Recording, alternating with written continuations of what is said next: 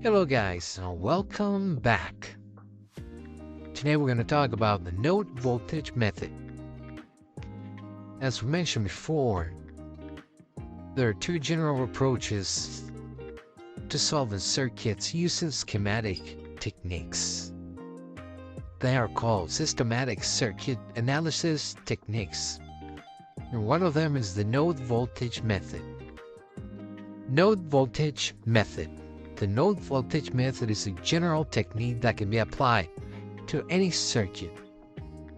An independent KCL or Kirchhoff's current law equation can be written at every essential node. Nodes with 3 or more elements connected to it, except for one. The standard practice is to choose the ground node as the reference node and omit the ground node from the set of equations.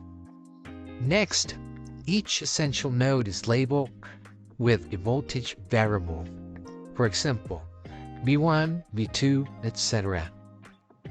The node voltage represents the positive voltage difference at the labeled node with respect to the reference node.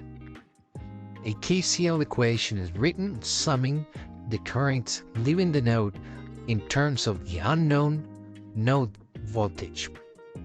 Lastly, this set of linearly independent equations is solved for the unknown node voltages.